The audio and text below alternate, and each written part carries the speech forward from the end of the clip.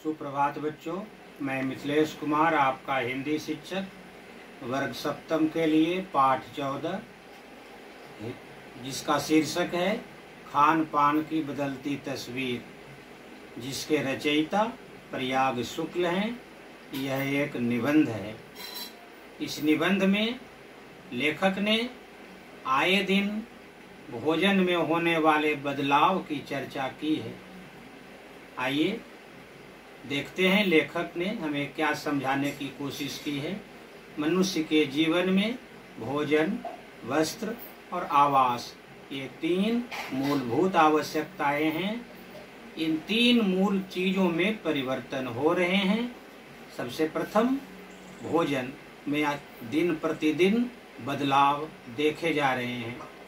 जैसे आप कहीं भी चले जाते हैं, उस ढाबा में, रेस्टोरेंट में, होटल में आपको फर्क नहीं दिखता खाने पीने के मामले में कि वहाँ पर उत्तर भारत का व्यंजन हो, दक्षिण भारत का हो, पूर्वी भारत हो, पश्चिमी भारत हो, सभी क्षेत्रों के व्यंजन आज एक जगह उपलब्ध होते हैं।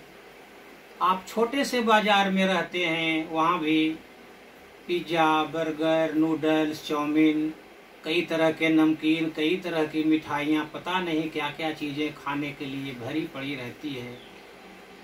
जब आप दक्षिण भारत में जाते हैं, वहाँ का रसम, बड़ा, सांभर। उत्तर भारत के भोजन रोटी, सब्जी, साग, दाल, गुजराती व्यंजन ढोकला, गठिया, पश्चिम बंगाल की मिठाई, रसोगुल्ला, संदेश, चमचम, मिष्टी दही, ये सारी चीजें उत्तर से लेकर दक्षिण, पूर्व से लेकर पश्चिम में खाए जाने वाले व्यंजन आजकल एक ही स्टॉल पर, एक दुकान में, एक रेस्टोरेंट में पाए जा रहे हैं। पता ही नहीं चलता कि आप उत्तर भारत के हैं तो दक्षिण भारतीय व्यंजन, दक्षिण भारत में जो पॉपुलर व्यंजन है वो आपको उत्तर भारत में मिलते हैं। यदि आप दक्षिण भारत में हैं तो वहाँ उत्तर भारत के व्यंजन मिल जाते हैं। पश्चिम भारत, गुजरात का व्यंजन ढोकला, गठिया आपको कहीं भी आसानी से मिल जाते हैं। 2 minute noodles, 2 minute Maggi, packet बंद, इन चीजों से कौन नहीं परिचित है। मथुरा का पेड़े,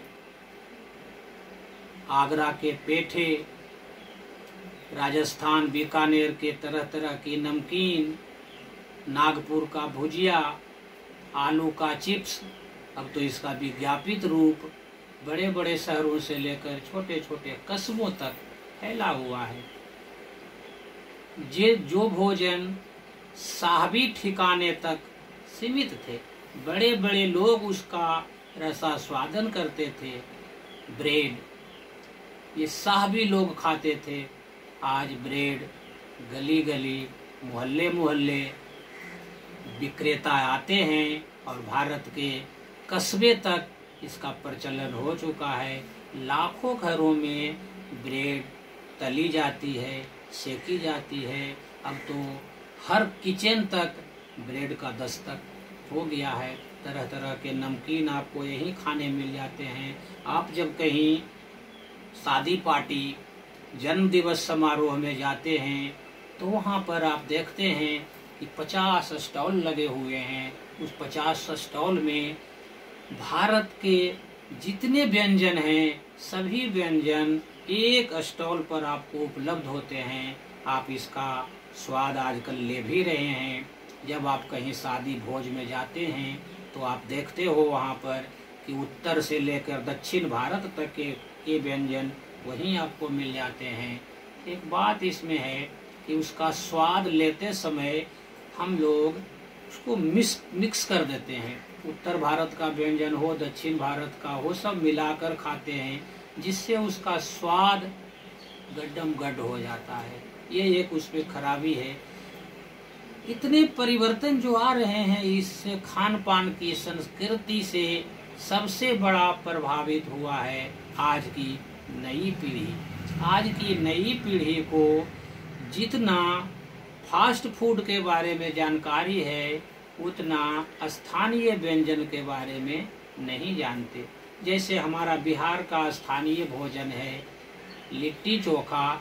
लिट्टी चोखा हमारे बच्चे नई पीढ़ी खाना पसंद नहीं करते। उनका तो ध्यान रहता है चाउमीन, नूडल्स, पिज्ज़ा, बर्गर, इस तरह के संस्कृति में आज के हमारे बच्चे पल रहे हैं, बढ़ रहे हैं। इसमें एक नुकसान भी है कि हमारे बच्चे इन स्थानीय भोजन को छोड़कर विदेशी भोजन को ग्रहण करते हैं, जिससे वे मोटापा के शिकार हो रहे हैं। तरह तरह की बीमारियों को भी वो जन्म दे रहा है। फायदे भी हैं।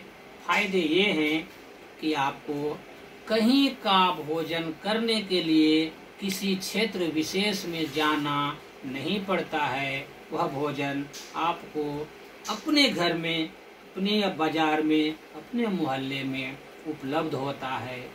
दूसरी बात यह है कि जिस भोजन के लिए आप समझते थे कि ये तो बड़े लोगों का भोजन है, ऐसे भोजन को तो रईस अमीर लोग करते हैं, तो फास्ट फूड आने से यह दूरियां मिट गई है।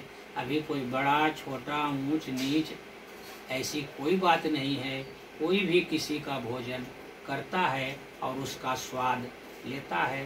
तो इसमें एक फायदा ये हुआ कि सामाजिक समरसता आ गई, बड़े छोटे का भेदभाव मिट गया। जब आप बड़े शहरों में पढ़ाई करते हो और जब वहाँ टिफिन की घंटी बजती है तो उस टिफिन में आप उस समय देखते हो कि भारत के हर कोने के बच्चे वहाँ पढ़ते हैं, तो सबके टिफिन में अलग अलग व्यंजन होता है, जिसे मिलकर आपस में बांटकर सभी बच्चे खाते हैं और वे बच्चे उन भोजन से परिचित हो जाते हैं।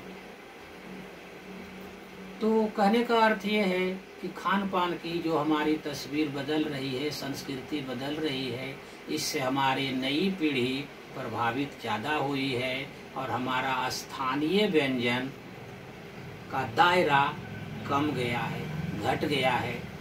मुंबई का पाव भाजी, दिल्ली का छोला कुलचा का क्षेत्र भी अब धीरे धीरे सीमित हो रहा है और उसकी जगह पर फास्ट फूड का प्रचार प्रसार फैलाव ज़्यादा हो रहा है।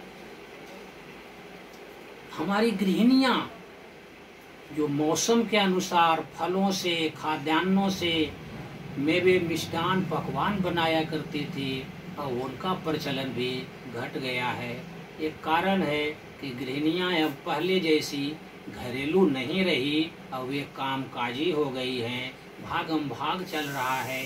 अब वे ऑफिस कार्यालय में काम करने जाती है तो एक तो उनके पास वक्त भी कम होता है और दूसरी है कि महंगाई भी है, क्योंकि फास्ट फूड आप 10 रुपये में खा लेते हैं, लेकिन अभी लोकल चीज़ें यदि बनाने लगें जिसमें मेवे मिष्टान फल तरह तरह के सूखा फल की ज़रूरत पड़ेगी, तो ये महंगा भी है और महंगाई के कारण हम अपने स्थानीय व्यंजन को नहीं बना पाते हैं। समय के अभाव के कारण भी हम उसे नहीं बना पाते हैं।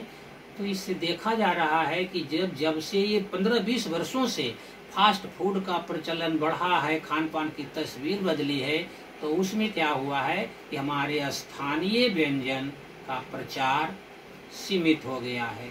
वे एक ही क्षेत्र में सिमट कर रह गए हैं। अब कल की वीडियो में धन्यवाद।